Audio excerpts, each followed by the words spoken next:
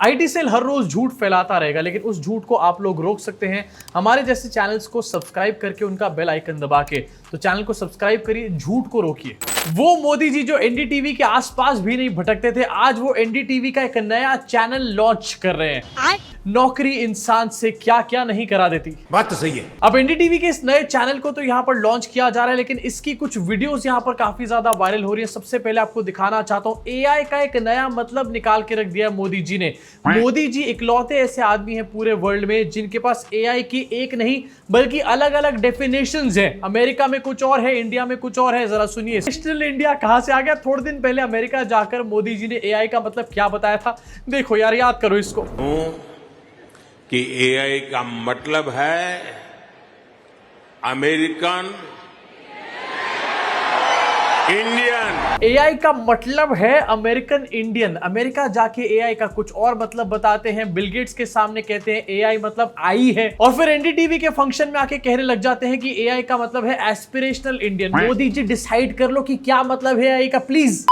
Modi ji AI के इतने मतलब निकाल चुके हैं कि एआई भी खुद कंफ्यूज हो जाएगा कि मेरा आखिरकार क्या मतलब है। अब वैसे इसी प्रोग्राम की कुछ और भी क्लिपिंग्स है जो आपको दिखाना चाहता हूं। मोदी जी पता नहीं कहां से अपना डेटा लेकर के यहां पर सामने आए हैं, लेकिन ये डेटा पूरी तरीके से फर्जी है। जरा सुनिए मोदी जी क्या कह रहे हैं। 10 सालों में 25 करोड़ लोग गरीबी से बाहर निकले हैं। पता नहीं मोदी जी कहां से अपना डेटा सोर्स कर रहे हैं, लेकिन आपको दिखाना चाहता हूं यूएन आखिरकार क्या कह रहा है।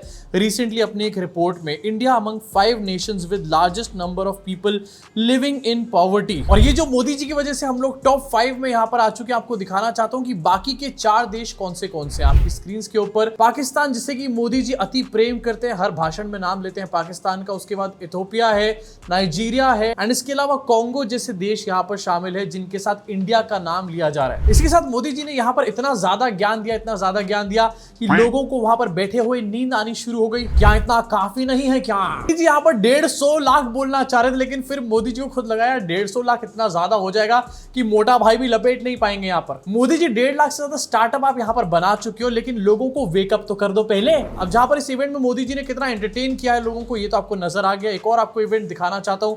मोदी जी कल वाराणसी गए थे और वाराणसी जाकर के पहले तो उन्होंने रोड शो किया, जिसकी झलकियां सबसे पहले आपको दिखाना चाहता हूं, जिससे आपको समझ में आएगा कि आखिरकार मोदी जी का वर्चस्व वाराणसी में कितना खत्म होता चला जा रहा है। यहां पर लोग खड़े हुए हैं रोड शो में साइड में, लेकिन जब आप आगे देखोगे वीडियो को तो एक सिंगल लाइन में लोग खड़े हुए हैं। पहले कहां पर 2-2 लाइन में, 3-3 लाइन में, छतों के ऊपर लोग खड़े होते थे मोदी जी को देखने के लिए। यहां पर एक लाइन भी नहीं भर पा रही मोदी जी को देखने के लिए। इसके अलावा जो बातें बोली गई है वाराणसी जाकर के, परिवारवाद के ऊपर मोदी जी ने कुछ कहा है, जरा सुन लेते हैं एक बार, और उसके बाद आपको दिखाऊंगा कि कितनी बढ़िया कॉमेडी करते हैं मोदी जी। आज भारत के सामने परिवारवादी राजनीति का भी बहुत बड़ा खतरा है। ये परिवारवादी सबसे ज्यादा नुकसान देश के युवाओं को करते हैं। ये कभी भी युवाओं को मौका देने में विश्वास नहीं करते। इसलिए मैंने लाल किले से एक आह्वान किया है, मैं देश के 1 लाख ऐसे नौजवानों को राजनीति में लाऊंगा जिनके परिवार का राजनीति से कोई लेना देना नहीं है। ये भारत की राजनीति की दिशा बदलने वाला अभियान है। देखा, मोदी जी परिवारवाद के सख्त खिलाफ है, कितना ज्यादा अगेंस्ट है, कितने बढ़िया है मोदी जी, कितने अच्छे आदमी, कुची। लेकिन इसी के साथ आपको एक न्यूज दिखाना चाहता हूं आपकी स्क्रीन के ऊपर। महाराष्ट्र के चुनाव में पहली लिस्ट बीजेपी की सामने आ चुकी है, एंड इस लिस्ट में फडणवीस के साथ साथ अशोक चव्हाण की डॉटर को भी टिकट दिया गया है। मतलब परिवारवाद के मैं खिलाफ हूं, लेकिन अशोक चव्हाण की डॉटर को मैं टिकट दूंगा, उसमें कोई दिक्कत नहीं है। उसके अलावा आपको दिखाना चाहता हूं सोहित मिश्रा हैं, जो कि महाराष्ट्र बेस्ड जर्नलिस्ट हैं, एंड आप इनका यूट्यूब चैनल भी सब्सक्राइब कर सकते हो। काफी ग्राउंड रिपोर्ट करके ये लोग डालते हैं। इन्होंने इस ट्वीट में बताया कि आखिरकार कहां परिवारवाद इस पूरी लिस्ट में सामने आया है। आशीष शेलार के भाई विनोद शेलार को टिकट दिया गया है। उसके अलावा पूर्व सांसद है हरिभाऊ, उनके बेटे अमोल को टिकट दिया गया है। गणपत गायकवाड़ की बीवी को टिकट दिया गया है। अशोक चव्हाण की बेटी को, जैसे मैंने पहले बताया, टिकट दिया गया है। लक्ष्मण जगताप है, इनके भी परिवार में एक बंदे को टिकट दिया गया है। एंड इसी के साथ बाबा राव पाचपुते हैं, उनकी पत्नी को यहाँ पर टिकट दिया गया है। लेकिन मित्रों, मैं परिवारवाद के सख्त खिलाफ हूँ, परिवारवाद के अगेंस्ट हूँ। मैं नए लोगों को लेकर आ रहा हूँ, बड़ा बड़ा। वैसे मोदी जी आप इतनी अच्छी कॉमेडी कर लेते हो, मेरे हिसाब से आप यहाँ पर स्टैंड अप कॉमेडियंस को ज्वाइन कर लो, क्योंकि यार पॉलिटिक्स में तो वैसे भी आप कुछ देश का भला कर नहीं पा रहे हो सकता है स्टैंड अप कॉमेडी में अगर आ जाओ तो 2-4 लोगों को हंसाई दो यहाँ पे। अब महाराष्ट्र की पॉलिटिक्स की बात शुरू हो ही चुकी है, तो जरा आपको दिखाना चाहता हूँ। हर जगह दिखाया जा रहा है कि इंडिया गठबंधन में सब कुछ ठीक नहीं है, लेकिन क्या एनडीए में सब कुछ ठीक है? आपकी स्क्रीन पर आपको दिखाते हैं। एनडीए की तरफ से पता चला कि no CM face Mahayuti decides to fight Maharashtra polls under PM's name. And ये इसलिए हुआ क्योंकि रिसेंटली हरियाणा में बीजेपी जीत गई, इसकी वजह से मोदी जी का जो दबदबा था थोड़ा सा ज्यादा बढ़ गया पार्टी के अंदर। लेकिन क्या इस बात से एकनाथ शिंदे उनकी पार्टी खुश है? आपको दिखाना चाहता हूं। 3 दिन पहले की बात है, एकनाथ शिंदे की पार्टी के एमएलए जो है वो एकनाथ शिंदे को प्रोजेक्ट कर रहे थे एज ए सीएम एक रैली के अंदर। एंड उसके 3 दिन बाद ये खबर निकल कर आती है कि कोई भी सीएम फेस यहाँ पर नहीं होने वाला। इसका मतलब एकनाथ शिंदे का तो यहाँ पर बुरी तरीके से पोपट हो चुका है। लेकिन कोई भी फर्क नहीं पड़ने वाला क्योंकि इलेक्शंस इतने फ्री एंड फेयर होने वाले हैं। यहाँ पर मैं क्या ही बताऊं, इसके बारे में आपको दिखाना चाहता हूं। इलेक्शन कमीशन का भक्ति मोड यहाँ पर ऑन हो चुका है और ये पता चला कि इलेक्शन कमीशन ने झारखंड के डीजीपी को बदलने के यहाँ पर ऑर्डर्स दिए हैं। अब ये एक्शन जो है बीजेपी की कंप्लेंट के ऊपर लिया गया है, लेकिन जब सेम तरीके की कंप्लेंट करी थी कांग्रेस ने महाराष्ट्र में, तो इलेक्शन कमीशन ने क्या कहा था आपकी स्क्रीन के ऊपर है। कांग्रेस पार्टी ने जब डीजीपी रश्मि शुक्ला को हटाने की बात करी थी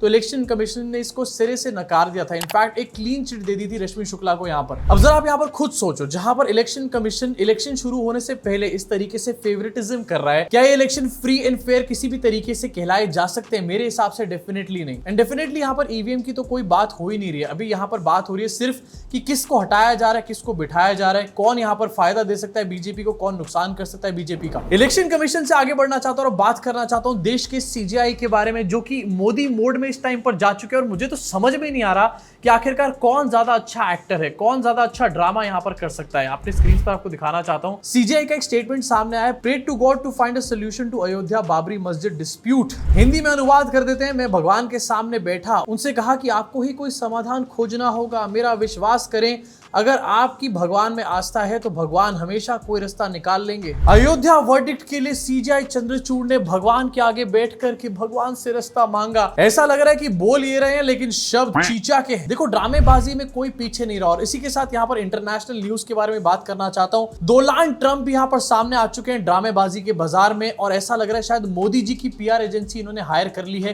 क्योंकि उस तरीके की हरकतें करी जा रही हैं। डोनाल्ड ट्रंप जो है मैकडॉनल्ड्स पहुंच चुके हैं लोगों को फूड सर्व करने के लिए। आपकी स्क्रीन के ऊपर इसकी फोटो भी नजर आ रही होगी। मैं सच बता रहा हूं कि अगर ये आदमी या फिर इसके जैसे लोग मुझे मैकडॉनल्ड्स पे कभी दिखाई देंगे ना, तो मैकडॉनल्ड्स से खाना खाना छोड़ दूंगा मैं। Look at that! Look at that! Thank you, Mr. President.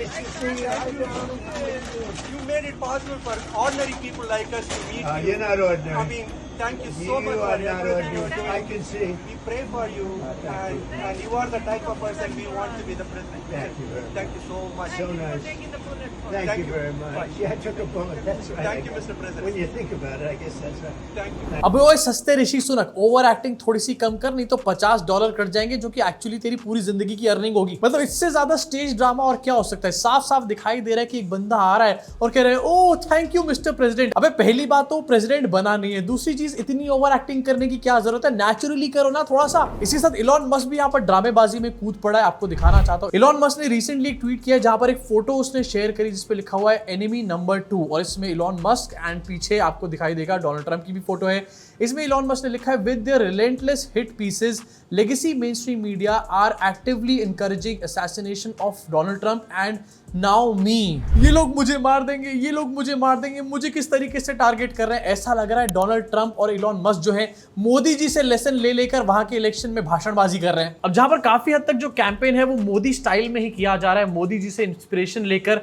लेकिन एक चीज ऐसी है जो मोदी जी से काफी डिफरेंट है यहाँ पर, वो है ईवीएम के ऊपर सवाल खड़े करना। इलॉन मस्क का एक और स्टेटमेंट सामने आया है, वोटिंग मशीन से चुनाव में धांधली की जाती है, राज्यों को केवल पेपर बैलेट का उपयोग करना चाहिए और वोटों को हाथ से गिना जाए। कंप्यूटर प्रोग्राम पर भरोसा नहीं किया जा सकता क्योंकि इन्हें हैक करना आसान है। मतलब ट्विटर टेस्ला का मालिक यहाँ पर बैठ करके कह रहा है कि ईवीएम से छेड़छाड़ करी जा सकती है, इसलिए बैलेट पेपर को यूज करा जाना चाहिए। लेकिन नहीं भैया, हमारे देश की इलेक्शन कमीशन जो है वो इलॉन मस्क से भी 4 हाथ आगे, उनको लगता है कि ऐसा कभी नहीं हो सकता। अब जब इंटरनेशनल मैटर्स के बारे में बात हो ही रही है तो थोड़ी सी ईरान और इजराइल के बारे में बात कर लेते हैं। टेंशंस लगातार यहाँ पर बढ़ती हुई नजर आ रही है। हिजबुल्लाह ने एक यहाँ पर ड्रोन से हमला किया था नेतन्याहू के घर के ऊपर, एंड उस टाइम पर नेतन्याहू अपने घर पे थे ही नहीं, इसलिए वो बच गए। लेकिन नेतन्याहू वो उसके बाद पूरी तरीके से आग बबूला हो चुके हैं। एंड अब ये पता चल रहा है कि इजराइल फिर से यहाँ पर बात कर रहा है ईरान की न्यूक्लियर फैसिलिटीज के ऊपर हमला करने के बारे में। कुछ एक हफ्ते पहले इस चीज को पूरी तरीके से रूल आउट कर दिया गया था इजराइल के द्वारा, लेकिन अब ये न्यूज तथ्यों से निकलकर सामने आ रही है कि इजराइल जो है ईरान की न्यूक्लियर साइट्स को अभी भी डिस्कस कर रहा है ऑन द टेबल। वहीं दूसरी तरफ ईरान भी इस टाइम पर काफी ज्यादा एग्रेसिव नजर आ रहा है। इनफैक्ट टर्की जैसी जो कंट्रीज हैं वो भी ईरान के साथ यहाँ पर खड़ी हुई नजर आ रही है। ईरान का साफ साफ ये कहना है कि सारे टारगेट्स जो है आइडेंटिफाई कर लिए गए हैं।